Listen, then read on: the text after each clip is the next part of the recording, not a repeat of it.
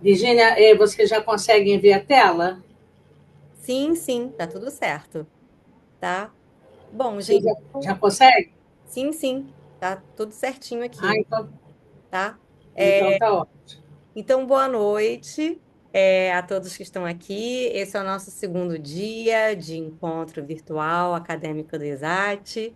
Hoje, vamos começar com a apresentação da professora Sandra, seguida do professor Alan, e terminando, finalizando com a dobradinha, né, da professora Sandra com a aluna.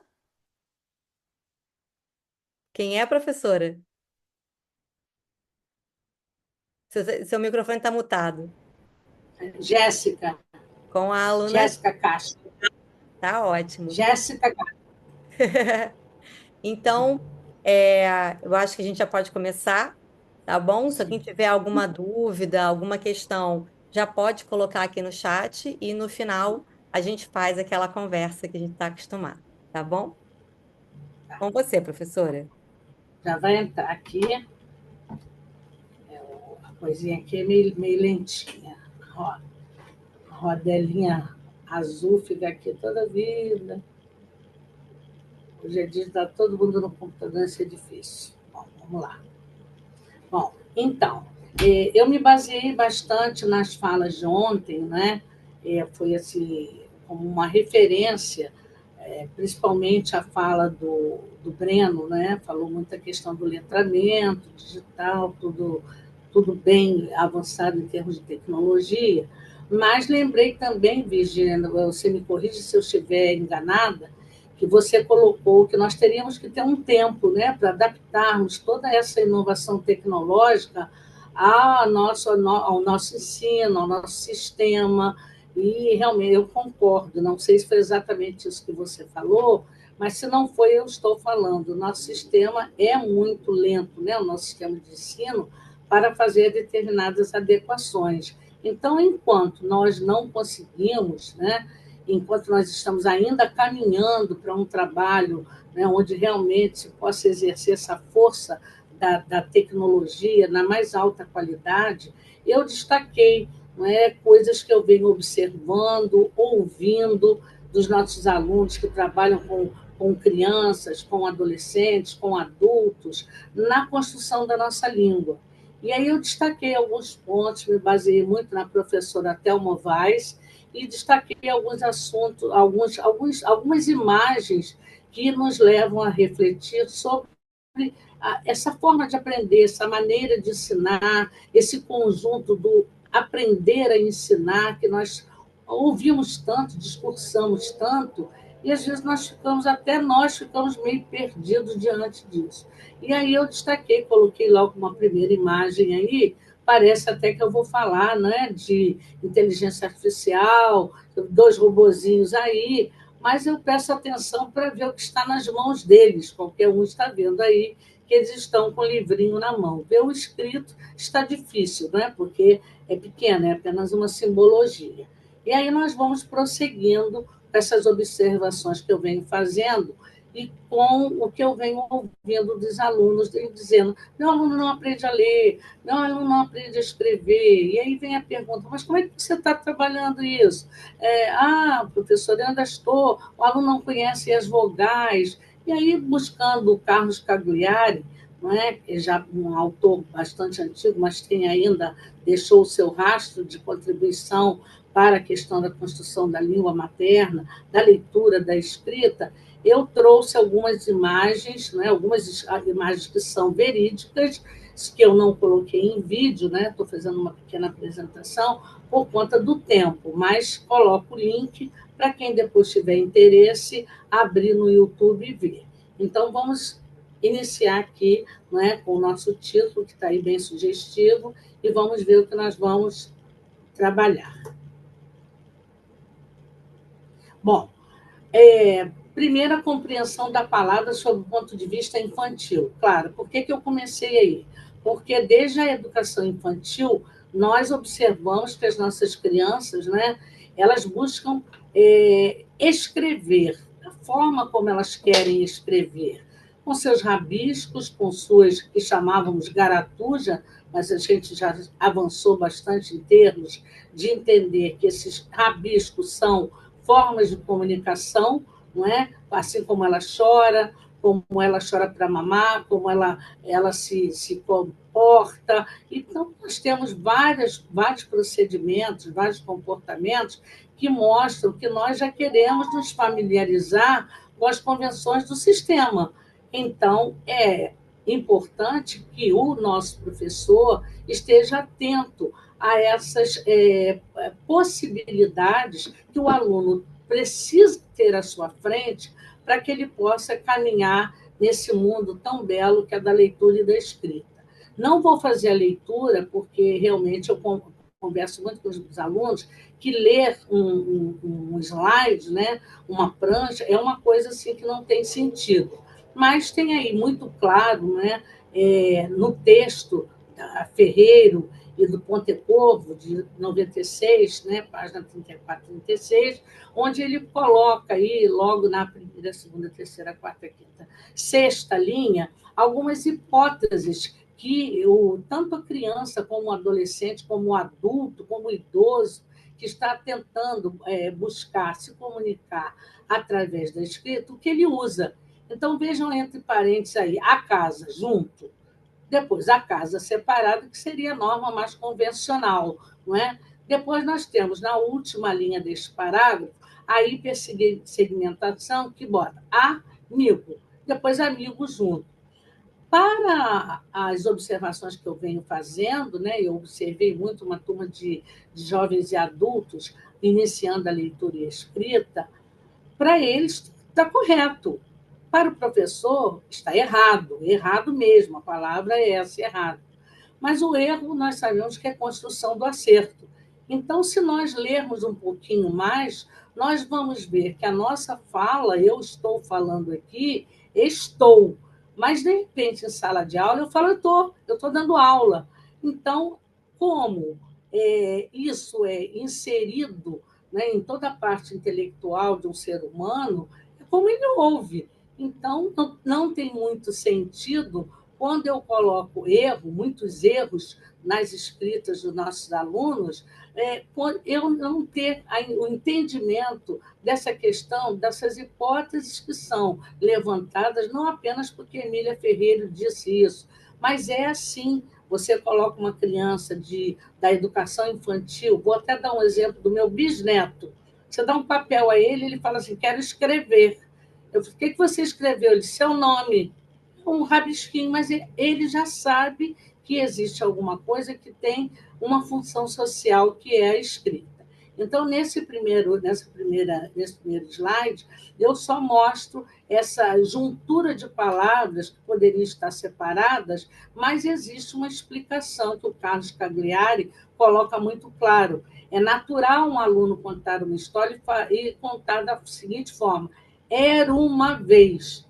Ninguém fala era uma vez, não é? A não ser que o professor faça isso, mas no dia a dia, no cotidiano do nosso linguajar, nós juntamos tudo ou nós separamos, às vezes, quando não temos que separar. Eu vou falando tudo, talvez eu esteja falando muito rápido, mas eu estou tentando assim, trazer apenas o que eu venho observando.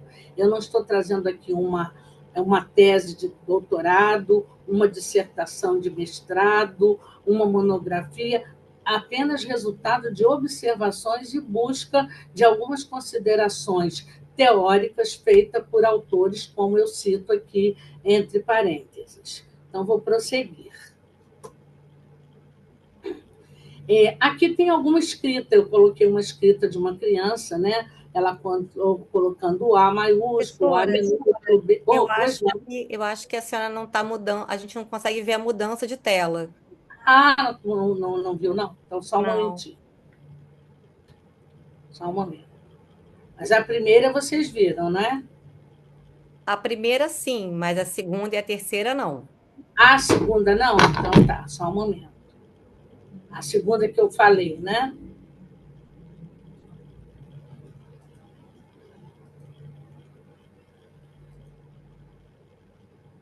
Vocês estão vendo? a compreensão da palavra sob o ponto Sim, de vista infantil. Então, sim. foi essa que eu terminei de falar. Né? E aí a gente vê aí algumas... Pois não? Pois não. Vai pra trocar. Uhum. Veio, pega a garrafa. Acho que tem alguém querendo entrar com alguém aí falando também. Mas tudo bem. Não, pode continuar, Prossigamos. professora. Prossigamos.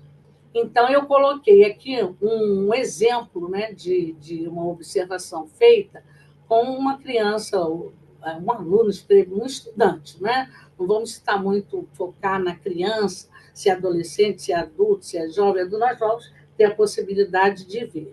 E aí ele vem colocando o A maiúsculo, A minúsculo, da forma, alguns colocam cursivo, outros colocam a letra script, e aí é uma questão que tem que se discutir também, mas não é o momento ainda de se falar sobre isso. Mas poderíamos falar sobre essa decisão de que tipo de letra se usa para se fazer uma escrita, porque se aprende tanto, não estilos de letra, e no final, quando o aluno se sente livre da caligrafia, livre da letra redondinha, aí ele assume o papel. Eu lembro muito que a minha mãe dizia assim: você não tem letra de professora, fez tanta caligrafia e não escreve redondinho. Eu falei, exatamente por isso. Depois que eu estudei, eu vi que a minha letra não era aquela letra redondinha da caligrafia, mas é uma letra compreensível e uma escrita que dá para se ler e dá para se compreender. Então, mas isso é um assunto que nós poderíamos posteriormente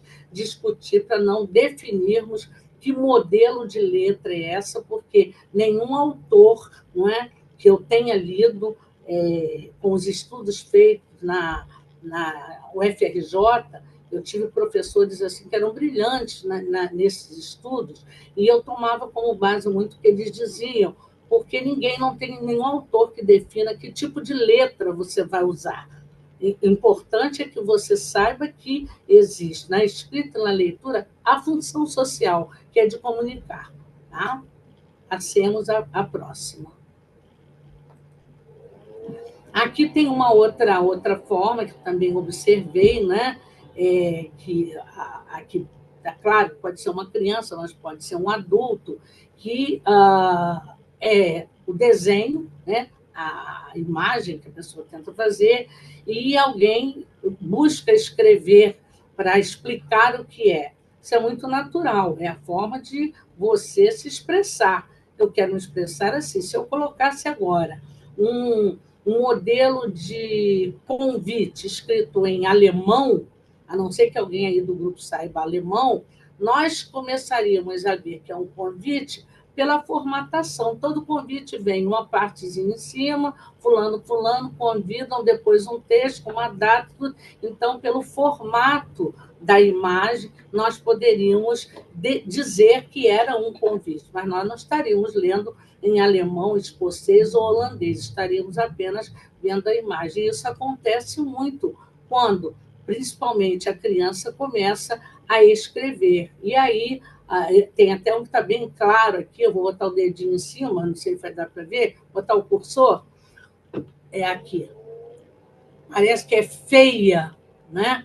Que está escrito aqui, eu acho que está dando para ver.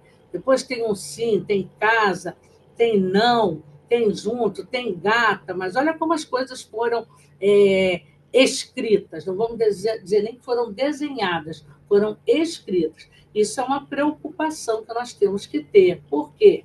Com o caderno de um aluno nas mãos e uma caneta vermelha, podemos até criar o que a Jéssica vai falar, um grande trauma.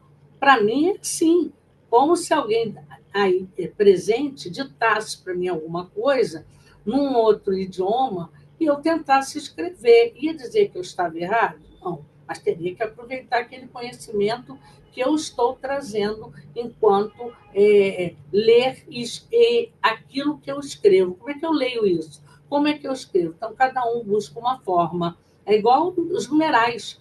Os numerais, cada um escreve. Tem gente que faz um 4, primeiro faz a linha vertical, depois puxa para o lado horizontal, depois sobe para vertical de novo. Pronto, fez um 4. desde que ele saiba que quantificar, seriar e que existem 4 coisas, 4 objetos, 4 pessoas ou 4 qualquer coisa, o importante é isso. Agora, a forma que ele escolheu para escrever, não precisa botar o barbantinho, o feijãozinho para mostrar esse roteiro para você fazer o seu código numérico. Não há necessidade. Então, vamos prosseguindo.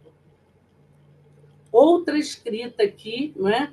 Que eu observei, essas escritas eu tenho, todas elas, porque elas foram feitas na minha presença, e eu peguei para eu poder estudar em cima e saber por que, não é? A pessoa busca escrever, e é um sofrimento, não é? É um grande sofrimento quando você tenta fazer algo que não é entendido. Você busca, e às vezes falta para o infantezinho, né? Lá no infantil, aquele sexto ao nono, primeiro ao quinto, médio, porque você encontra aluno no ensino médio, às vezes, até no ensino superior, escrevendo, faltando letra, faltando alguma coisa. Eu contei até um fato, né, Virgínia, mas claro que eu não vou relatar agora, da aluna que achava que a letra maiúscula teria que vir no início da palavra só e um nome de pessoa, nome de lugar, que é uma coisa simples de você fazer. Então,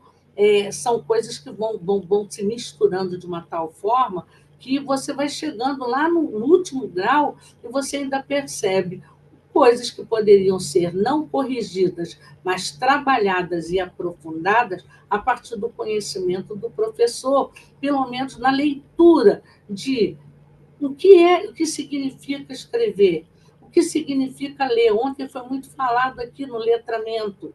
Na inteligência artificial não vai escrever para você, ela vai te dar possibilidade de escrever, mas ela não vai escrever o que eu quero. Eu tenho quase certeza que não vai fazer isso. Se fizer, vai ser ótimo. Olha, eu quero escrever em francês, eu até falo um pouquinho, né? Mas será que ela vai me dar exatamente como eu quero? O Breno deu um exemplo da adição, né? Que a adição estava completamente equivocada. Então, aqui é um outro tipo de escrita, já o estudante tentando utilizar o maior número de códigos escritos para dizer alguma coisa. Se perguntar, né? Como eu até tentei perguntar alguns, mas depois eu senti que eu estava até colocando alguns alunos em constrangimento, que às vezes eles colocam, mas o que ele quer dizer não confere. Claro que você está vendo que não confere, mas ele muda, porque ele quer te convencer. Então, eu botei assim, minha mãe, por exemplo, o menininho que eu perguntei, ele falou assim, eu coloquei assim, minha mãe foi atropelada pelo bombeiro. Eu falei, nossa, está tudo isso escrito aí? Ele falou, tá, ela foi quase atropelada pelo bombeiro. Depois ele mudou. Ele falou, não, foi porque eu vi um dinossauro. Aí apareceu o bombeiro, a mãe, dinossauro. Falei, bom, eu não posso confundir, então vou deixar de perguntar e vou, porque nós estamos sempre aprendendo, né? Diante dessas situações, nós não temos domínio total do conhecimento para entender o porquê disso, a não ser que haja um estudo, uma discussão, uma reflexão, e se busque essa necessidade que o ser humano tem de se comunicar através da leitura e da escrita, e que às vezes é mal entendido. Ele é reprovado, ele leva a canetinha vermelha marcando, manda fazer 10 vezes a mesma palavra, não vai adiantar.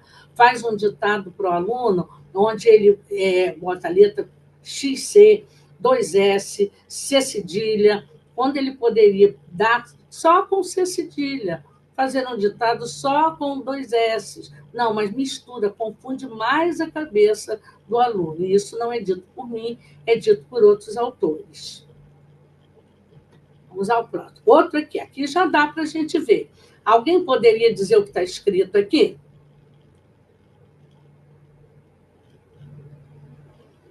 Alguém poderia ler? Filme. Isso. Peruga. CD. Máquina. Isso. Agora, o ceruga, de acordo com a professora Emília Ferreira, né, como o G tem tantos sentidos, né? É o G da Gina, mas pode ser o G do gato. Eu li cerveja. Eu li cerveja, mas claro que eu não comentei isso. Deixei. José está aqui falando, perguntando se é coruja, se pode ser coruja. Também poderia ser. A gente aí vem a pergunta, né, que eu não quis ficar fazendo muitas perguntas, porque levaria ao constrangimento. Porque às vezes você faz a pergunta, você induz a uma resposta que não é aquela que o aluno quer dar. E eu vou dar muito um exemplo para vocês, um outro exemplo, eu gosto muito de dar exemplo de coisas vivenciadas. Eu fiscalizei, né, uma prova aqui no município de Niterói, de concurso, né, de ingresso ao magistério, com processo seletivo, e tinha uma moça que tinha a deficiência visual, cega mesmo. E ela falou, Sandra, você vai ser a ledora dela. Eu falei, tudo bem, você é a ledora. Só que quando eu lia as alternativas, eu dava ênfase à resposta. E aí ela acertava. Eu falei, não é possível, gente. Tudo bem que ela acerte, mas eu sou eu. Chamei uma pessoa e falei, olha, eu não posso ficar aqui, não. Porque ela está dizendo todas as respostas, mas sou eu que estou provocando isso. Eu estou falando e eu estou dando ênfase quando é a letra B, quando é a C. Ela nem pensava muito, ela dizia assim, é C. Sou eu que estou fazendo. Então, a mesma coisa. Por isso que eu não perguntei muita cerveja. Apareceu coruja, eu entendi cerveja. Alguém aí falou outra coisa? Professora, desculpa, só para comentar, 8 minutos, tá bom? Tá bom, tá terminando já. Mas eu acho que tá legal, né? A gente vê um pouquinho disso aí, né? Então vamos para o próximo. Aí tem outra escrita, aqui já dá para a gente ler alguma coisa. Vovó, tranquilo, porque dá vá, vevi, vovu, o aluno brota vó com vovó, vivi, vevé, depois ele começa a escrever alguma coisa aqui que dá para ler, né? Dá para se ler, eu posso, ir à sua casa. Tem algumas coisas aqui que dá para a gente ver, tem até Eduarda aqui, que não é você, viu, Eduardinha? Que está aí presente. Vamos seguindo. E aí o Antônio Novo dá um suporte para nós, que eu vou ler mesmo, que eu estive com ele e tive o maior prazer em vê-lo falar aquilo que ele escreve, em vê-lo fazer com turmas de universitários, né, trabalhar tudo que ele escreve. Então, isso me deu uma satisfação muito grande, porque é a prática, o discurso, né, o fundamento aliado à prática. E aí ele defende que se deve centrar a prática docente em atividades, mas com olhar essencialmente no aluno, que é isso que nós tínhamos que fazer. Vamos olhar o aluno, seja ele do ensino da educação básica ou do ensino superior, vamos olhar. Sermos favoráveis à manutenção de elementos da pedagogia tradicional centrada no conhecimento, mas defendendo os princípios da pedagogia moderna centrada no aluno. Eu achei isso fenomenal por parte dele. Ele também diz que, maioritariamente, os formadores de professores devem ser professores. Claro, somos nós, né, educadores, independente de pedagogo, por sinal, dia 20 foi dia do pedagogo, e eu comemorei, eu tinha solicitado, né, Virgínia, a minha ida para fazer uma palestra na Estácio, e lá nós tínhamos não só pedagogos, e eu tratei todos como pedagogos, são educadores antes de qualquer coisa. Fazem a sua licenciatura, então eu falei, eu não venho comemorar só quem fez pedagogia. Todos os educadores que estão aqui têm o espaço para discutir e se colocar como um professor. Não é possível formar um professor sem entrar dentro da profissão. Temos que entrar dentro dela de corpo e alma, né? Mas com os limites. Também não é sacerdócio, isso já foi. Não somos do sacerdócio, somos da profissão. O entrelaçamento entre a formação e a profissão é a base de qualquer programa de formação de professores. Isso foi em 28 de julho de 2023, eu conversando com ele, que achei um espetáculo. Ele diz também que uma palavra isolada aqui não é, tá? Não é processo de aquisição da linguagem, é, na verdade, complexo. Essa palavra isolada não é processo. Os sons de uma palavra isolada não passam de sons como quaisquer outros. Tá? Deixa eu diminuir aqui um pouquinho, porque não está pegando a tela toda. Aqui, tá. O processo de aquisição da linguagem é, na verdade, altamente complexo. Os sons, uma palavra isolada, não são processo de aquisição da linguagem. Né? É, na verdade, altamente complexo. Ou seja, né? Não é uma coisa fácil não é uma coisa, adquirir linguagem não é tão complexa como a gente pensa. Os sons de uma palavra isolada, né, não significam um processo de aquisição. Na verdade, essa aquisição é extremamente complexa, mas desde que a gente tenha uma leitura, um embasamento, nós somos capazes de construir, levar o nosso aluno a construir coletivamente. Os sons da palavra isolada não passam de sons como outro qualquer. Então, ficar ensinando para o aluno b, b, b, fazer essa sonorização não vai levar muita coisa, porque fica sem significado e sem significância. As línguas são feitas de sons das palavras isoladas, mas de estruturas que juntam ideias e sons. Por isso, aqueles desenhos iniciais, aqueles gráficos, mostrando que ali eles buscam juntar ideias e sons. Só que, às vezes, nós não entendemos, então nós consideramos tudo errado. Palavras isoladas só existe porque o texto foi reduzido à sua menor dimensão. Isso aí é tranquilo. Nós pedimos resumo ao aluno, nós diminuímos bastante um capítulo inteiro de um livro. E na maior dimensão, o texto não tem limite definido. Estende-se até quando o falante quiser. Por isso, escreva em 15 linhas. De repente, eu vou ter que dimensionar isso de uma forma bem menor para que eu possa atender em 15 linhas aquilo que um professor ou alguém nos propõe. Então, vamos seguir para a gente finalizar.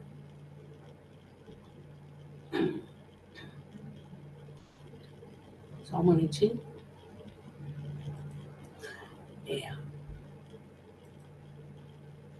Aqui eu coloquei a meninazinha do vídeo, porque tem um link, né?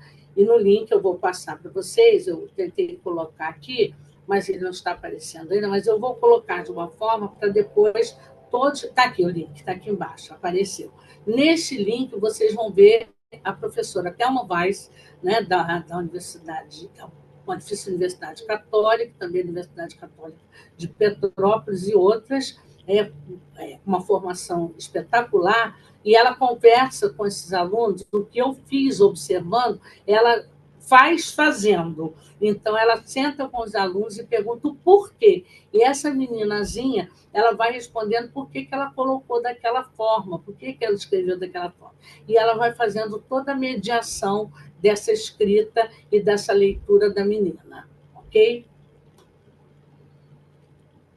Aqui eu coloco, né, também que, por conta dessas características das línguas, as crianças começam aprendendo mais a ouvir do que falar, entendem mais do que falam. Somente após certa idade ocorre equilíbrio entre o que o falante entende e o que consegue falar. Entretanto, na prática, as pessoas são mais expostas a ouvir do que falar, e, por isso, acham que entendem o que os outros dizem, o que leem, mas não sabem falar. Essa atitude é social e não revela uma verdadeira linguística. As pessoas podem ter vergonha de falar, acontece muito com os adultos idosos, né? Já trabalhei com criança pela manhã e à noite o mais novo tinha 40 e tantos anos, tinha até de 68, por aí, 70. Então, vergonha de falar. Podem ter pouca prática de se expressar, mas tudo que ouvem e entendem como usuários da língua pode reverter na forma de produção da fala e por parte do falante. É por isso que algumas pessoas, de repente, descobrem que podem fazer poesias ou escrever histórias com certa arte literária. E aí a gente finaliza, né? Eu coloquei aqui tanto a alfabetização interligada com letramento, todos são processos específicos de aprendizagem e processos específicos de ensino. E aí surge o alfaletrar, tendo como eixo central o texto. E por aí a gente encerra essa breve apresentação que eu gostaria de, num outro momento, aprofundar, caso fosse possível, e a professora Virgínia abrisse um outro espaço que nós pudéssemos falar da construção da língua materna. Professora, o espaço está aberto na revista do ISAT. Vai para o processo, o espaço está aberto na revista do ISAT. Vai ser um prazer receber seu artigo. Eu tenho um artigo sobre essa construção da língua escrita, tem aula, né, porque eu já apresentei, mas a gente faz uma adaptação que a gente pode incluir muito a fala do Breno. Eu estou lembrando muito da fala do Breno, porque nós precisamos envolver um pouco mais disso aí, porque foi o que ele falou. Se não caminharmos para essa formação, tudo que nós estivermos falando aqui pode mais tarde ir sofrendo uma transformação e nós irmos ficando para trás. E nós precisamos estar, nós educadores, precisamos estar à frente. À É frente. verdade. Nós somos responsáveis por tudo, verdade ou não, professor? Verdade. Ok? Então, professor Alain, muito obrigada. Maria Eduarda, Ciane, José Arthur, Karina, professora Virgínia, obrigada pelo espaço. Olha, muito obrigada. Eu vou propor da gente fazer a conversa no final, pelo avançado da hora, pode Perfeito. ser? Então, tá bom. Então, ó, quem Sem tiver dúvida. algum comentário, alguma dúvida, já vai anotando que a gente resgata depois. Professor Alan, tudo certo? Então, gente, vamos passar para a nossa segunda apresentação do dia, que é, né, do professor Alan de Almeida Dales, e ele vai falar, né, o título da apresentação dele é Ferramentas de Tradução, Preparação e Revisão de Texto, Auxílio ou Atraso? Quem responde é o Alan. Boa noite a todos. Vou compartilhar aqui minha tela. Nananana. Tela.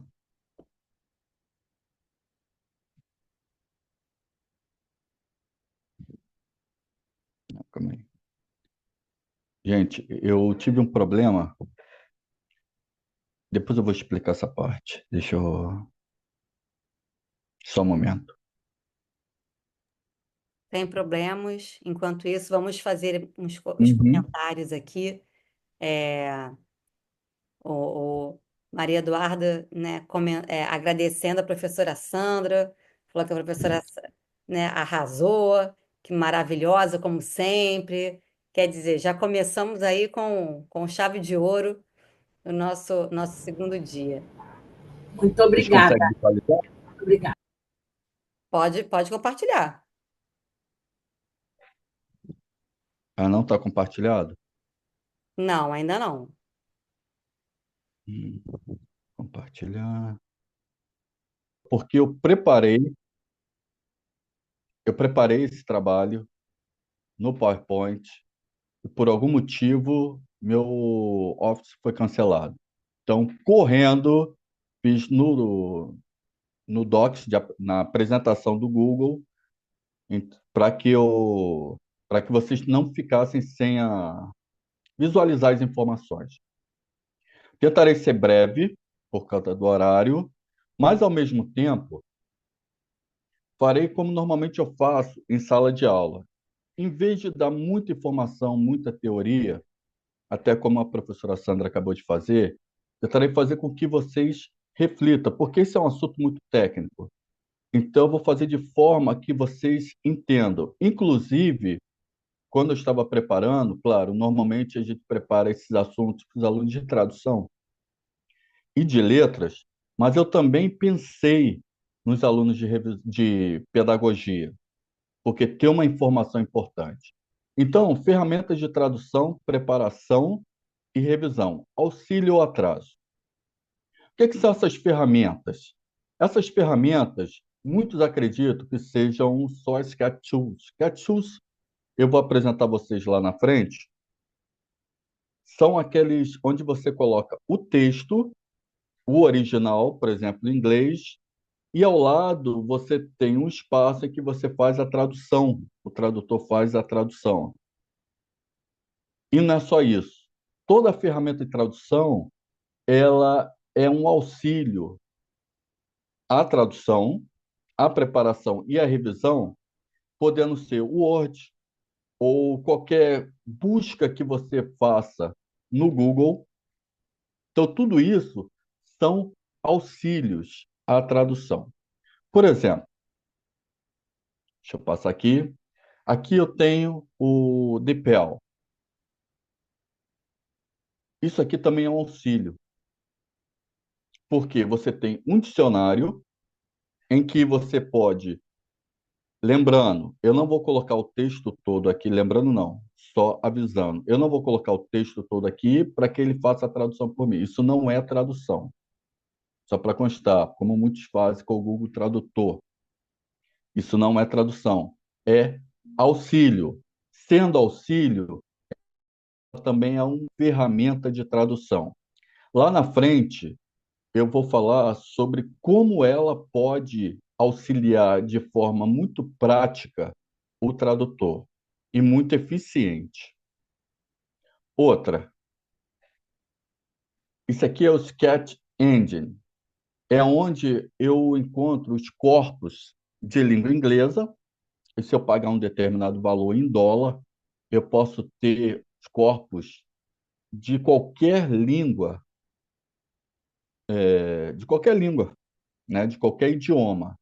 Por exemplo, o que na verdade são corpos, né? Eu busco essa palavra em contextos. Isso seria o corpus. Buscar uma palavra em contexto, a fim de identificar a qual faz parte aquela, como que eu vou falar? Aquele termo dentro daquele campo semântico. Mais um. Aqui o corpus do português. Vamos imaginar que eu tenho uma dúvida sobre uma palavra seja. Um exemplo básico. Seja. E aí eu preciso identificar o uso dessa palavra em frases, tá? Para me auxiliar na tradução. Então eu utilizo esse corpus em português. Depois eu posso disponibilizar para vocês os sites. O Google. E o Google é extremamente importante, mas precisamos prestar atenção. Eu estou falando de auxílio e estou falando de atraso. O Google, eu posso não, eu devo, né? Eu tenho obrigação de ir no Google e buscar os termos para me auxiliar na tradução. O que é o meu auxílio no Google? São, o auxílio é sempre quando eu busco esse termo em sites especializados. Por exemplo, eu estou vendo aqui três sites especializados para o termo que eu fiz a busca. E quando ele é um atraso? Quando eu simplesmente jogo o termo e busco em qualquer lugar. Não, eu preciso, ele é o meu auxílio quando eu estou buscando em sites especializados. Ok? Vamos lá. Agora, vamos para as cat tools propriamente. Elas auxiliam bastante. Esse aqui eu até trabalhei em sala de aula, né? Foi com o José Arthur. E ela é uma cat tool gratuita. Para que serve a cat tool? Ela é um auxílio importantíssimo para o tradutor. Todo tradutor, todo tradutor precisa conhecer as cat tools, todo tradutor. Claro, o tradutor ele vai ter preferência por uma ou por outra, mas ele precisa trabalhar com uma cat tool, que é uma ferramenta de tradução. Então, como eu vou lá na frente, eu vou ver isso no Trados, nós veremos isso no Trados, mas eu entro aqui com as informações do texto, de que campo semântico pertence aquele texto, se ele é da área de medicina, se ele é da área do direito, se ele é mecânica, se ele é TI, de qual língua de origem, se é inglês, francês, alemão, para qual língua ela será traduzida, português, no nosso caso, né, para o português, e aí crio uma memória de tradução. Isso aí são detalhes que só em sala de aula poderíamos ver. E aí vai aparecer, deixa eu ver aqui se vai aparecer aqui por trás, eu já faço aqui com vocês, já volto nas Smart Cats. Aí aqui, do meu lado esquerdo, vai aparecer o texto em inglês, em alemão, em francês, e do lado vai aparecer o texto, vão aparecer esses espaços para que eu faça a tradução. Lembrando, qual é o auxílio? Enquanto eu faço, ela vai me ajudando na organização do texto, porque ao final, quando eu fizer o download, eu não vou perder a formatação do texto original. Esse é o auxílio, que pode ser um atraso. se eu identificar essa ferramenta como a minha muleta, jogar tudo aqui e achar que ela vai fazer tudo por mim. E não vai. O trabalho aqui é humano, é o ser humano com a máquina. Mas se eu confiar na máquina somente, eu vou ter muitos problemas. E isso envolve clientes, isso envolve ética, isso envolve credibilidade do tradutor. E os alunos que vão trabalhar com tradução precisam ter isso em mente: credibilidade e ética. Se você perde a credibilidade, os próprios colegas, os clientes começam a identificar em você falta de ética. E eu vou contar um caos. Eu citei o DePel, o Google como um auxílio. E tem o Google Tradutor como auxílio e atrás eu não coloquei aqui. Essa ferramenta eu posso trabalhar com o Google Tradutor aqui. Então, ela vai ser o meu auxílio enquanto tradutor. Ética e credibilidade. Agora, teve um caso, uma colega, ela. E a gente precisa tomar muito cuidado com o que a gente fala em grupos que tenha outros profissionais da nossa área, seja a área que for. Ela é uma profissional que traduz do espanhol para o português, e num dia infeliz, numa opinião infeliz, ela disse que pegou um serviço de língua inglesa, não, ela disse, não tenho conhecimento algum de língua inglesa, mas usei o Google Tradutor. Ou seja, ela faltou com a ética e possivelmente, se tivessem clientes neste grupo, ela não seria mais contratada. Porque se ela fez isso com uma língua que ela desconhece, imagina o conhecimento dela no, e outros, o que, que ela faz com outros clientes. Se ela fez com um cliente, imagina o que, que ela faz com outros clientes. Então, precisamos ter muito cuidado com a ética, a credibilidade e o que falamos e o que colocamos em grupos com outros profissionais da nossa área ou que possam ter. Isso aí inclui Facebook, isso aí inclui Instagram, que são auxílios, mas é um outro assunto. Eu falei com meus alunos em sala de aula, é um outro assunto. Deixa eu voltar aqui para apresentar as outras CatTools. A MateCat, que eu falei aqui, é uma ferramenta de tradução ótima e gratuita. Então, qualquer um que quiser já começar a aprender a traduzir, esteja aprendendo a traduzir, quiser utilizar uma ferramenta de tradução gratuita, a MateCat. E a SmartCat, que ela é parte gratuita, parte paga. Tá? Você paga $1 por cada 20 páginas, mas não vamos nos estender, isso aí já é um outro assunto. E aqui o MemoQ e o Trados. O MemoQ é uma ferramenta maravilhosa para os tradutores, porque você tem aquele sistema do original e da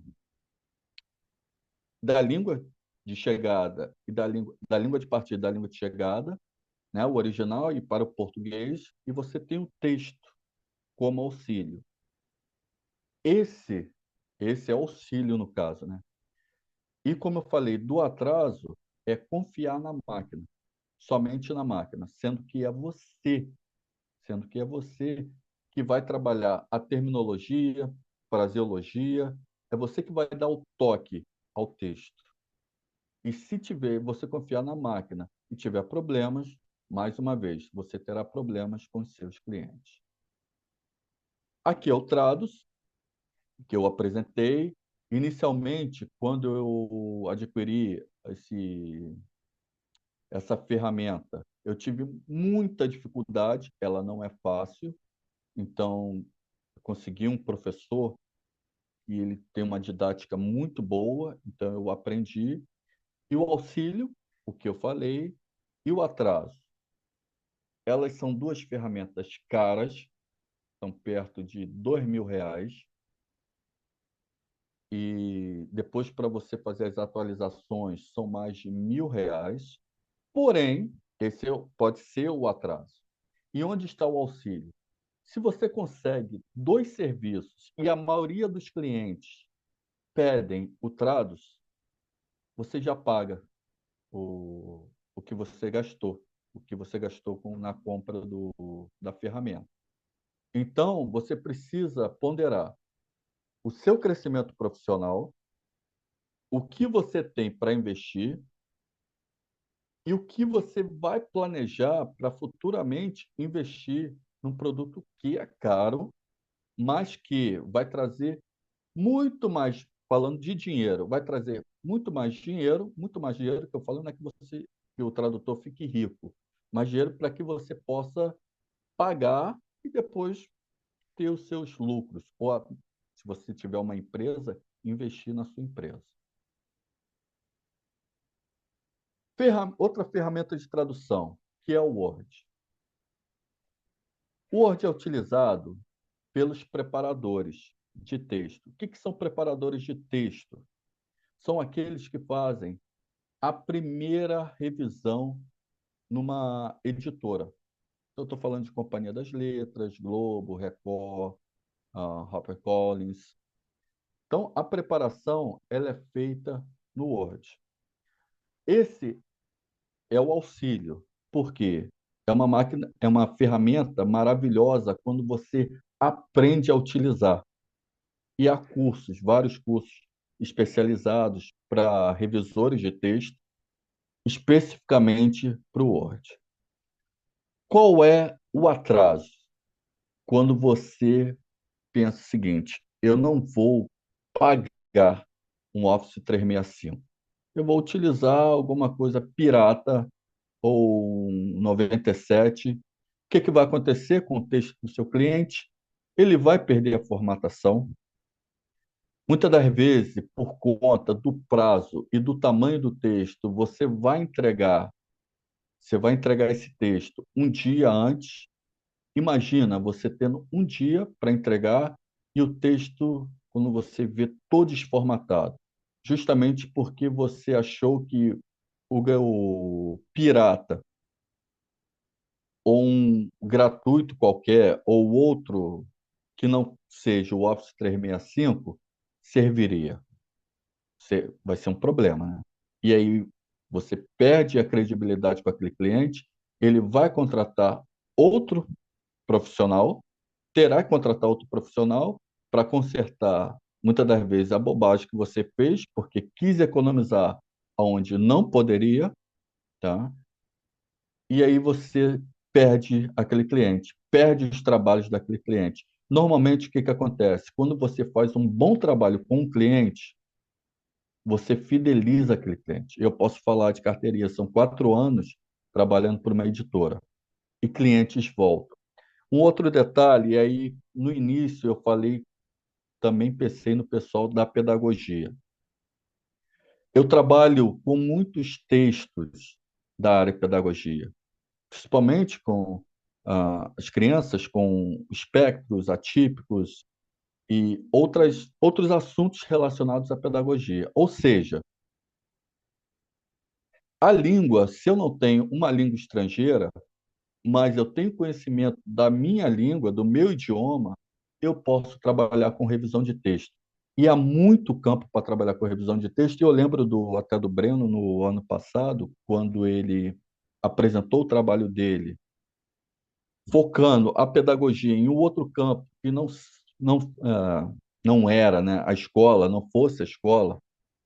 Então eu percebi, sim, você pode estudar e não necessariamente, também eu fazia faculdade, eu pensava isso, que deveria ser professor, mas dentro da faculdade, dentro do ISAT, eu percebi que também poderia ser tradutor e revisor. E aqui os alunos de pedagogia também podem trabalhar com a revisão utilizando o Word, porque há muito campo na área pedagógica para a revisão de texto. Então, auxílio e coloquei auxílio e atraso. E o PDF, que é justamente nas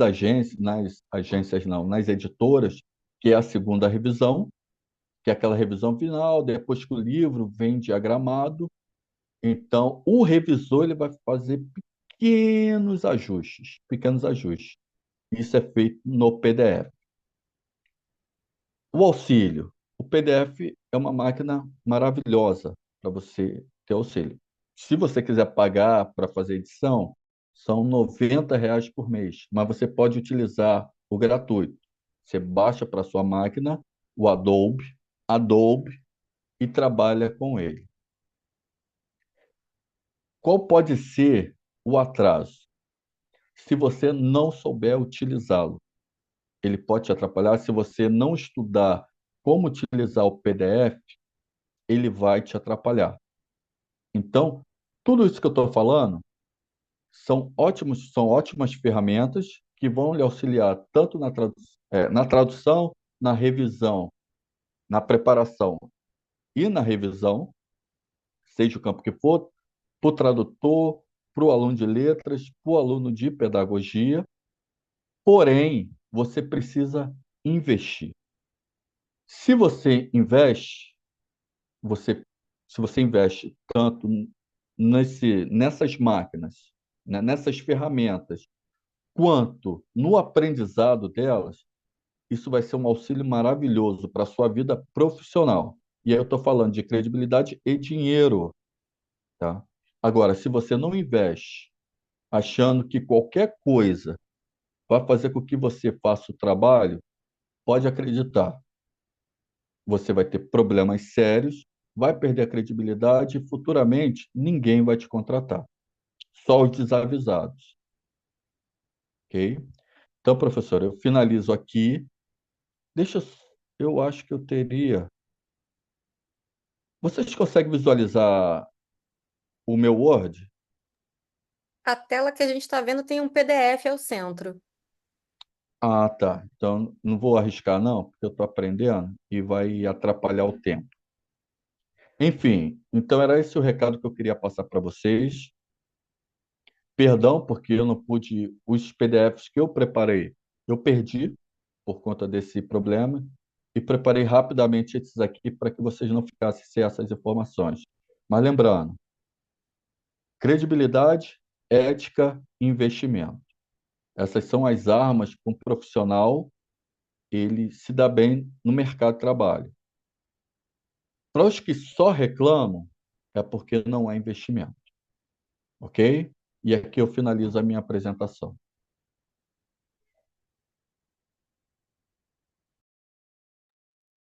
Professor, muito obrigada. Como sempre, cirúrgico, certeiro, objetivo, mas assim, dando recado, né? Falando tudo que tem que falar mesmo, porque às vezes a gente escuta isso uma vez e não é o suficiente, né? Tem que escutar uma, duas, três, e aí os riscos que a gente corre no caminho por não escutar pessoas sábias como o professor Alan, né? Pessoa que Deixa eu só tem fazer aí. um comentário rápido. Claro, por favor. Estranho. Eu, quando estou em sala de aula, eu me solto. Converso. Quando eu preciso fazer uma apresentação, não sei o que acontece comigo. Fico nervoso. É muito Professor engraçado. Eu faz estou rindo de parte, mim mesmo.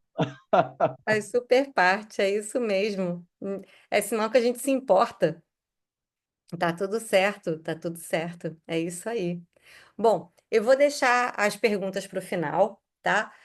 E agora, seguindo a nossa última apresentação do dia, né? A professora Sandra, Sandra Maria dos Santos Teixeira, com a aluna Jéssica Lima Castro, elas vão falar sobre o impacto dos traumas infantis no processo de aprendizagem e desenvolvimento escolar da criança.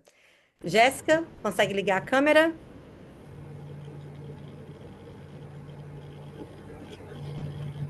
Opa! Você vai compartilhar aí Vou ver se eu consigo. Para que sim.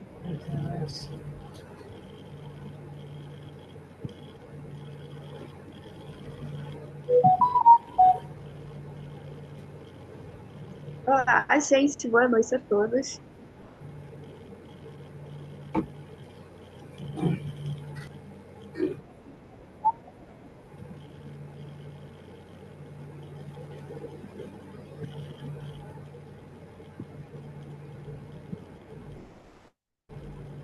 noite a todos vocês.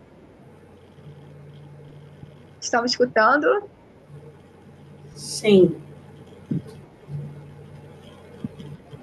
Olá, boa noite a todos vocês, primeiramente.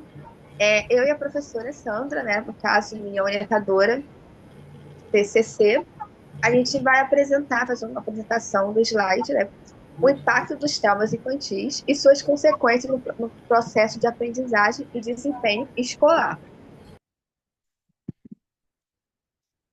Basicamente, a gente vai falar sobre, como já diz no tema, né, no tópico, a gente vai falar de crianças que sofreram traumas, como isso impacta a sua vida, não só a vida, o seu desempenho escolar, né, mas o seu desenvolvimento, sua relação com o mundo, sua relação com as pessoas. Isso também, que a gente sabe que o trauma, ele não só causa impacto na infância, mas também, muitas das vezes, a criança cresce, se torna um adulto que reflete no que ela é desde pequena. Então, a gente sabe que essas experiências traumáticas mudam, mudam nós seres humanos, mudam uma criança, principalmente uma criança, né? Que as primeiras experiências de vida, a infância é muito importante na vida de um ser humano. Então, a gente sabe que, ainda mais quando tem essas experiências traumáticas, experiências ruins, a gente sabe que isso desencadeia, né, totalmente o desenvolvimento cognitivo, a forma que a criança pensa, a forma que a criança reage. Então, a gente vai falar um pouco sobre esse tema, eu e a professora Sandra. Primeiramente, gostaríamos de explicar mais ou menos, né, o que é o trauma e como pode afetar o desenvolvimento de uma criança. A gente sabe que o trauma ele pode ser definido como uma experiência avassaladora que ameaça a vida ou a integridade física e emocional de uma criança, de uma pessoa, né? Então, o trauma ele pode ser causado por eventos como abuso físico, agressões psicológicas, físicas também, né? Violência, a gente sabe que tudo bullying também, rejeição, abandono, todas essas experiências, até mesmo divórcio, ausência dos pais. Então, essas experiências traumáticas, elas causam um impacto significativo no desenvolvimento da criança. O trauma também ele pode ser dividido como, primeiramente, o trauma agudo, que são aqueles traumas que de curta duração, né? Que foi, às vezes, um acidente, uma tragédia em um curto período, mas que muda totalmente o que faz a criança, e que esse tipo de trauma, muitas vezes, a criança consegue, depois de um tempo, depois de uns anos, até com uma assistência, com um certo auxílio, ela consegue superar, digamos, ou ter um certo auxílio. Mas tem o trauma crônico, que é aqueles desde as experiências de vidas, né, dos primeiros momentos da sua infância, de muitos anos atrás, que quando a criança vai se tornando mais adulta, vai se tornando adolescente, vai se tornando jovem, vai crescendo, ela não consegue esquecer e muda totalmente a sua forma de viver, a sua forma de falar, tudo, o seu comportamento. Então, esses tipos de traumas são os traumas que realmente estão na nossa vida, assim, na vida da criança, e causam muito impacto com muita maior intensidade, uma certa intensidade maior na vida da criança. O impacto dos traumas na infância. Como eu já havia falado, né, o impacto do trauma, ele não, essa fase da infância ela é fundamental na vida de uma pessoa, de uma criança, né? Então, a gente sabe que lá é a fase do descobrimento, é a fase da curiosidade, é a fase da aprendizagem, do conhecimento. É onde a criança começa a conhecer não só o mundo, mas ela conhece outras crianças. Ela começa a criar vínculos, ela começa a saber a questão mais sobre a empatia, sobre a conhecer mais outras crianças, saber os sentimentos das outras crianças. Então, isso, quando tem uma experiência traumática, isso afeta diretamente o comportamento da criança. afetando muitas vezes sua autoestima, sua capacidade de ser sociável e principalmente o seu desempenho escolar. Essas experiências elas afetam principalmente o quê? O desenvolvimento cognitivo, o físico, o emocional da criança, né? Então, se elas forem ignoradas, elas podem comprometer profundamente a forma como a criança aprende, como ela vai se relacionar, como ela vai se comportar e como ela vai ser daqui para frente. Então, a gente tem que olhar com uma certa sensibilidade para todos esses traumas, sempre oferecendo o suporte necessário, né, para que elas possam elaborar suas vivências e recuperar a confiança e desenvolver vários tipos de habilidades emocionais, sociais, cognitivas. E é exatamente isso que é um dos propósitos do nosso trabalho, do meu projeto, né, é falar justamente sobre isso.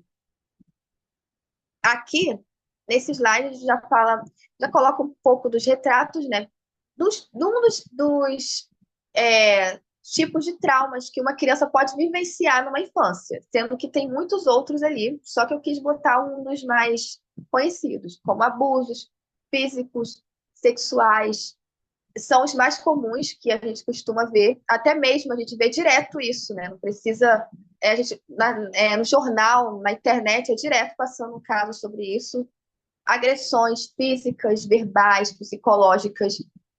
Isso acontece muito em ambiente que, tradicionalmente, na maioria desses casos, assim, de abusos, agressões, abandonos, todos esses casos, a maioria dos traumas, a maioria do contexto vem da família. Essa é a verdade. A família, na maioria das vezes, é a base para a experiência traumática da vida de uma criança. Então, a maioria das vezes, as experiências traumáticas que vêm da vida das crianças estão ligadas no contexto familiar. Vem do abandono do pai, da mãe, agressões físicas, psicológicas, que às vezes a criança sofre, muitas vezes a gente vê, né, sofrendo em casa, abuso sexual, psicológico, fome, miséria, às vezes a criança passa naquela. Às vezes, muitas vezes acontece, já presenciei isso também numa escola, da criança se sentir, às vezes, não queria ir para a escola porque não tinha direito o que comer e via outras crianças tendo alguma coisa para comer na hora do lanche e ela ficava com inveja. Então, já aconteceu isso também. Também já vi também casos de crianças, às vezes, entrando na sala chorando porque o pai e a mãe tinham se separado.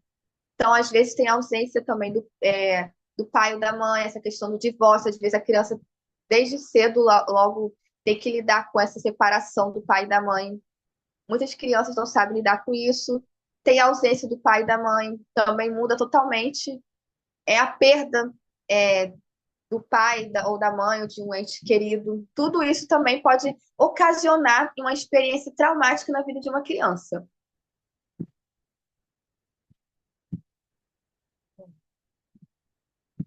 A influência dos traumas na infância no desenvolvimento cognitivo, emocional e social da criança. Como eu já havia falado, a experiência traumática ela afeta principalmente o desenvolvimento cognitivo, emocional e social da criança. O córtex pré-frontal, que é o nosso cérebro, a nossa cabeça, né? Então, várias regiões da cabeça da criança são afetadas.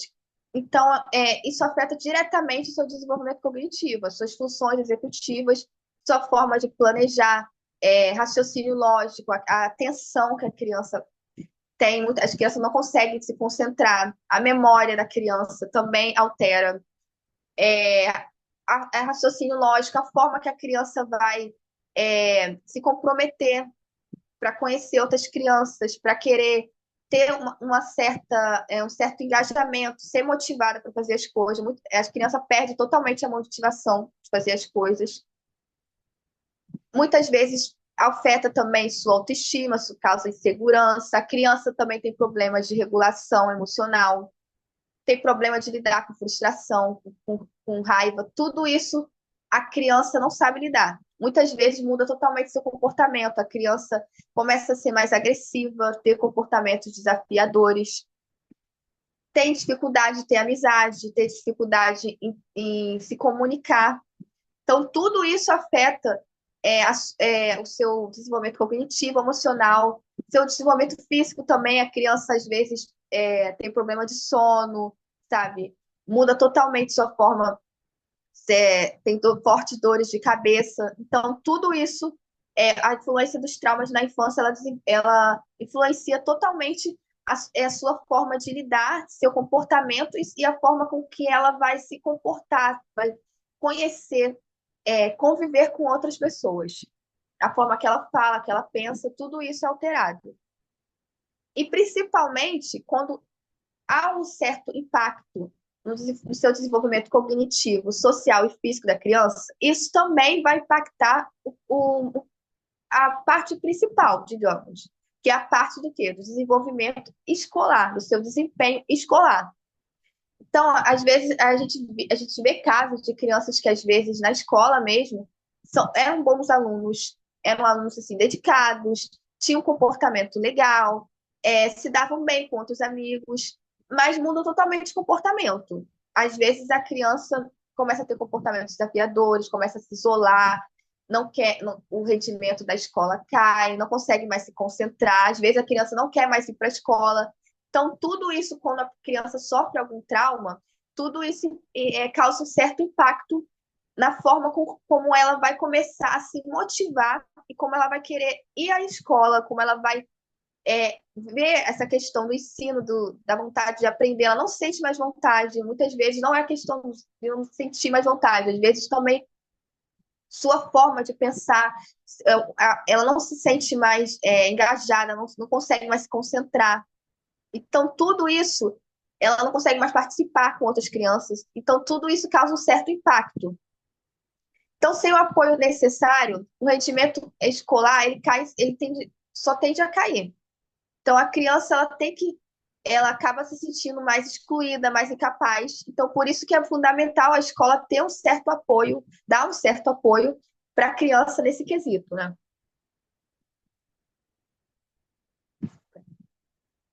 Como já havia falado, sobre a questão do trauma, né? Os principais impactos dos traumas no desenvolvimento escolar da criança: dificuldade de seguir regras e limites, dificuldade da aprendizagem, comportamentos agressivos ou desafiadores, isolamento social, reações físicas sem causa médica aparente, como já havia falado, dores de cabeça, problemas de sono, tudo isso afeta também.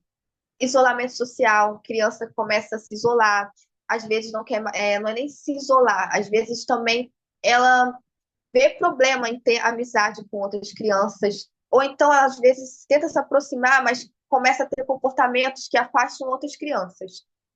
Dificuldade de aprendizagem afeta a memória, afeta a maneira que ela não consegue se concentrar, tudo isso é ligado. Dificuldade de seguir regras e limites, não consegue obedecer, às vezes tem a questão da comunicação, tudo isso é afetado também.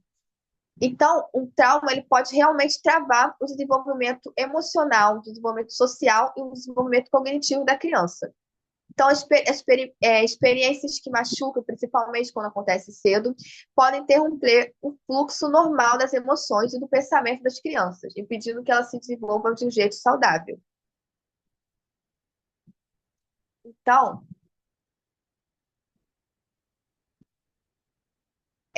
a gente sabe, como já foi falado, né, um pouco sobre cada slide, as estratégias de intervenção e prática da escola voltadas para auxílio pessoal e desempenho escolar. Como eu falei, a escola tem que dar um suporte necessário para a criança. Independentemente a escola ela tem que não só ela trabalhar sozinha, ela tem que trabalhar também com apoio externo, com apoio de familiares. Se a criança, por exemplo, não tem algum parente, alguma família para ajudar, a escola tem que trabalhar com um serviço assim, pedagógico, com a coordenação toda, às vezes até psicólogo de fora, mas a escola tem que procurar um suporte. A criança não pode ficar desamparada, entendeu? A criança tem que ser acolhida, tem que ter um acolhimento pela escola. Ela não pode ser esquecida. Então, a escola precisa ser um espaço que ele compreenda o trauma não como um problema da criança, mas como um sinal de que ela precisa de ajuda. Então, a gente não pode tratar como a criança como só uma vítima como, ela está sofrendo um problema, ela é coitada. Não, a gente tem que tratar ela como uma criança que a gente vai ajudar, que a gente vai acolher, que a gente vai poder ver que daqui um tempo ela vai melhorar, ela vai totalmente progredir. Então, a gente quer sempre, nós professores, educadores, tem que estar sempre procurando ajudar, auxiliar a criança, sempre mantendo uma organização, tipo, dando confiança à criança, tentar entender que a criança tem o tempo dela. Na questão da construção de vínculos afetivos, a gente tem que criar um vínculo afetivo para a criança, a gente tem que oferecer um apoio, uma segurança emocional para ela. A gente tem que ajudar nessa questão da inteligência emocional da criança, a gente tem que ajudar adaptando também atividades que possam regular, ajudar na regulação emocional dela, atividades que possam envolver emoções, que possam ajudar também nessa parte adaptadas para ela também, mas também que possa ajudar na questão da construção do seu trabalho em equipe, do seu trabalho de desenvolvimento social. Então, tudo isso a gente tem que pensar na questão da comunicação e linguagem clara. A gente também tem que estar sempre falando com a criança, não podemos a gente tem que ter uma comunicação eficaz com ela, uma comunicação curta, clara com ela. Tem a escola também, se a escola oferecer um suporte para a criança, ela pode ser sim um grande caminho bom para a criança, mas se não, a criança vai sim tem tendência sim da criança não progredir. Então, a escola é fundamental nesse processo para a criança, ainda mais criança que sofreu um trauma, assim, tipo, desde pequeno, desde novinho, assim, e não tem apoio de ninguém. Só a escola que realmente é o apoio fundamental da vida da criança, principalmente para aquelas crianças que não têm pai nem mãe. Então, a escola tem que ter o papel de acolher a criança.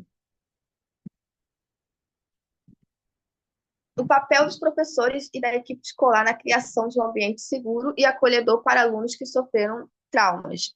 Como já foi falado, a escola tem um papel muito grande de acolher, de trazer atividades que possam ajudar na regulação emocional, nas emoções, que também, não só na parte pedagógica, mas também na questão da organização, de poder entender que a criança tem o seu próprio tempo, às vezes também trazer atividades em curto período, não deixar a criança assim, ainda mais que a criança que sofreu um trauma, muitas vezes ela não consegue lidar com muitas atividades, ela fica estressada. Então, o papel do educador, do professor, da escola, é entender que a criança tem o tempo dela e que ela não vai conseguir fazer os mesmos exercícios que as outras crianças ao redor vão conseguir fazer. Então, diminuir as atividades, trazer, além dessa parte pedagógica, ter também um grande amigo, comunicador da criança, trazer a questão da linguagem e poder também criar um certo vínculo com a criança, ou seja, parar para ouvir ela, conhecer mais a criança, ter empatia com ela, ajudar nessa construção da amizade com as crianças. Então, o professor ele tem que ser um grande amigo da criança e a sua que ainda mais uma criança que sofreu experiências traumáticas, ela precisa se sentir acolhida. Eles se tornam crianças muito mais sensíveis do que as outras crianças.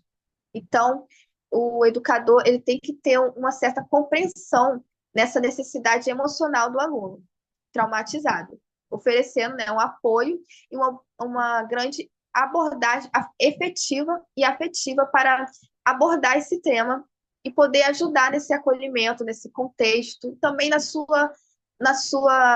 seu progresso escolar.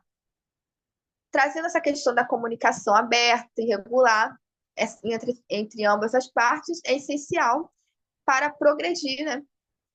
E além disso, é importante também envolver os pais no processo de recuperação. Como eu falei, nem sempre as crianças traumatizadas que sofreram traumas têm pais, mas a escola não vai trabalhar sozinha nesse caso, ela também tem um apoio de fora, ela tem que ter um apoio de fora também, ainda mais que são essas crianças elas precisam também de psicólogos, elas precisam de outras pessoas também ao redor, para ter um trabalho de equipe, todos juntos para ajudar nessa recuperação, fornecendo recursos e orientações para apoiar essas crianças. A escola também tem, além de ter responsabilidade ética pedagógica, ela tem essa responsabilidade no cuidado da proteção das crianças. Se ela falha, de duas uma, ou ela vai falhar nessa parte do suporte com a criança, ou então, muitas vezes, a escola é a fonte do trauma da criança.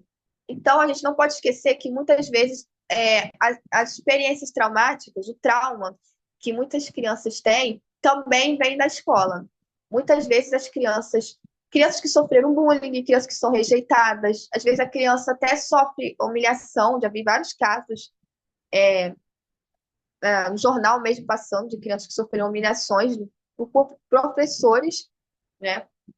Então, a escola, ela tem um grande papel de cuidar, de ter esse cuidado, dessa proteção da criança, mas muitas vezes ela falha. Então, às vezes, ela é a fonte principal do trauma que compromete, né?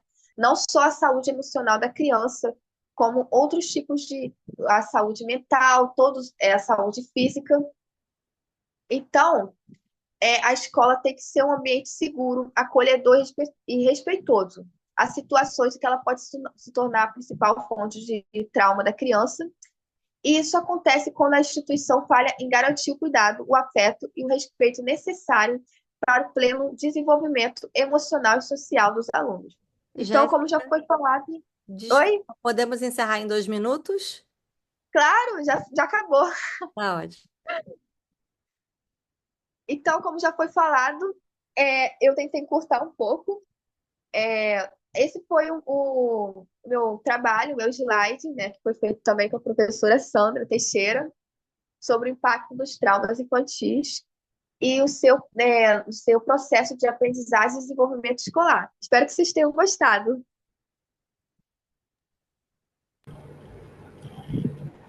Vizinha? Oi, oi.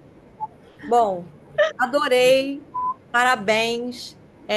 Quando você, né, começou a falar da equipe interdisciplinar, né, e das maneiras de acessar, né, a criança que sofre esse tipo de violência, eu lembrei muito, eu não sei se você conhece, de uma galera chamada Pedagogia de Emergência.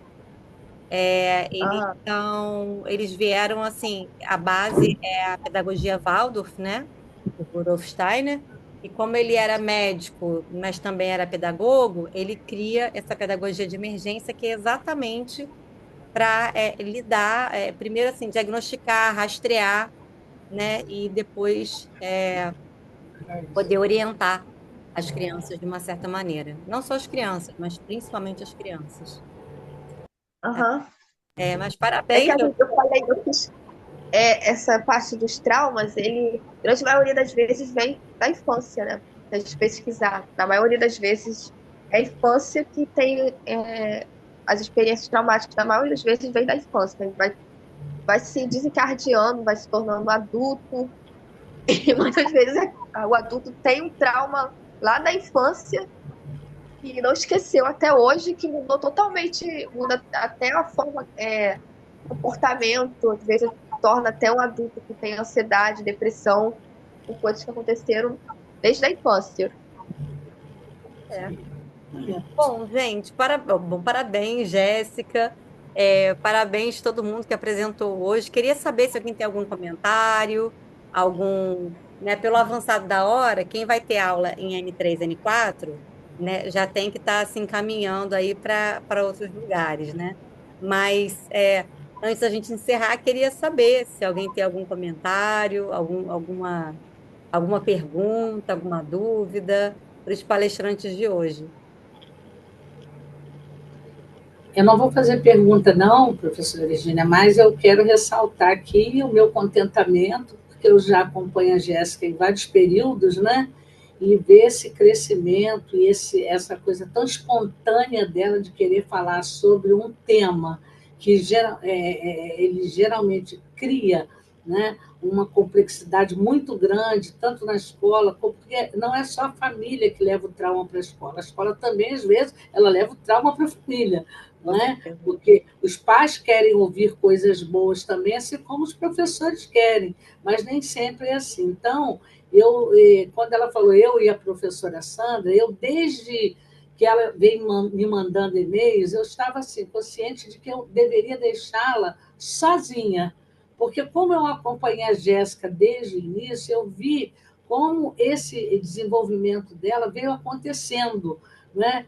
Eu tenho quase certeza, Jéssica, que todos nós, na nossa vida, passamos algum trauma, mas estamos aqui, como você está aí, a professora Virginia está, eu estou, o professor Alain e os demais. Então, eu fiquei muito feliz com o tema. Em momento algum, eu pensei em alterar alguma coisa do tema da Jéssica.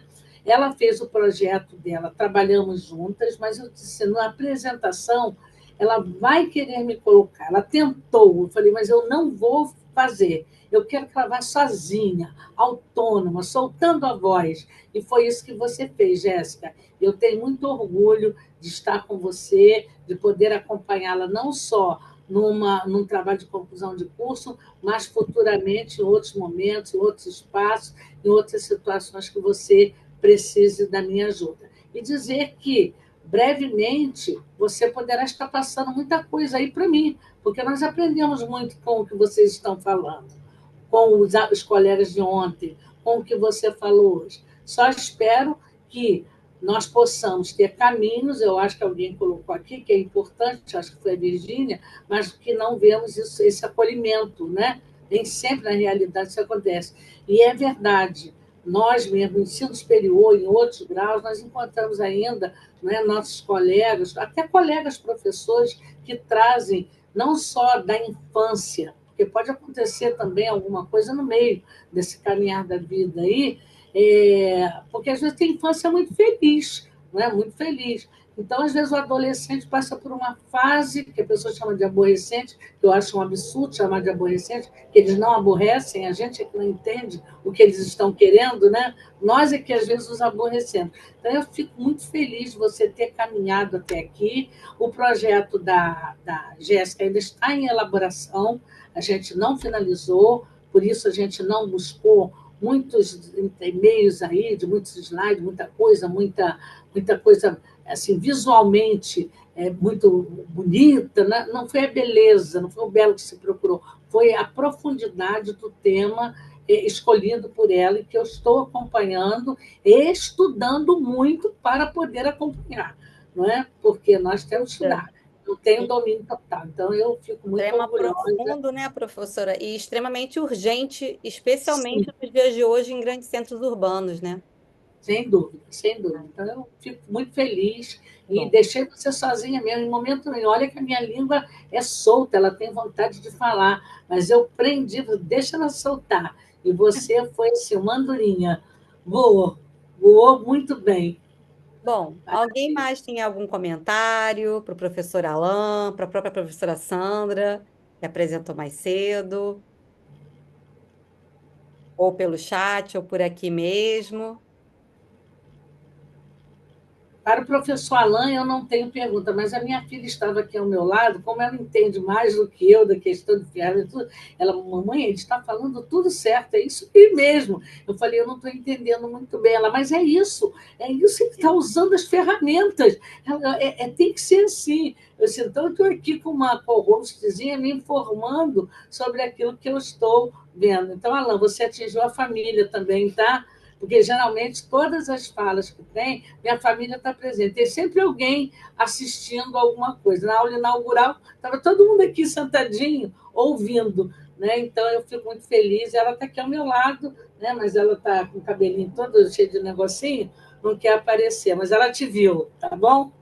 Professora, a gente tem Obrigado. que usar essas coisas, assim, a tecnologia para alcançar o máximo de pessoas possível, né? Então, Sem dúvida. já que a gente está optando por essa forma, que bom que outras pessoas estão podendo chegar e escutar também essa produção tão rica. Ela está aqui, ó. Olá, boa noite, parabéns pela apresentação. Boa noite, professora Virginia. Os alunos da minha mãe, outros alunos também. Parabéns, Isate. Obrigada, obrigada. Alan, quer comentar alguma coisa? Não, só agradecer a oportunidade mais uma vez e as outras apresentações, a apresentação da professora Sandra, agradecer a filha dela e a oportunidade. Realmente não é fácil, não é fácil, por mais que quem esteja assistindo muitas das vezes fala assim, vai lá e fala qualquer coisa. Não é assim. Você precisa estudar, se preparar. Então, agradecer mais uma vez ao ISAT a oportunidade. Depois, muitos anos se apresentando e mais um ano essa apresentação. Fico muito feliz que seja assim, que a gente possa ter outros encontros aí. Bom, gente, então, fizemos esse encontro do jeito que a gente gosta, começando com trabalho de aluno, terminando com trabalho de aluno, trabalhos excelentes. Foi um encontro curto, porém muito potente, com trabalhos muito relevantes, falas muito relevantes. Eu fico muito feliz com isso. Mais tarde, né, esse trabalho tá, o encontro de hoje está indo para o YouTube, então deve ficar lá disponível, né? O primeiro encontro, né? O encontro de ontem já está lá, né? Então, se vocês quiserem multiplicar ele, por favor, vai ser um prazer, tá? E vou encerrar por aqui, porque pode ter gente aí atrasado, né? Para as outras aulas e tudo. Mas queria deixar aqui meu abraço carinhoso, minha gratidão a todos que aceitaram o convite de estar aqui de um jeito ou de outro nesses 2 dias e que a gente tenha aí um ótimo final de semestre, né? Um frutíssimo, um ó- muito frondoso, um final de semestre muito, muito bonito, como foi esse encontro, tá bom? Muito obrigada aos professores, muito obrigada aos apresentadores, muito obrigada aos ouvintes, e uma boa noite. Boa noite.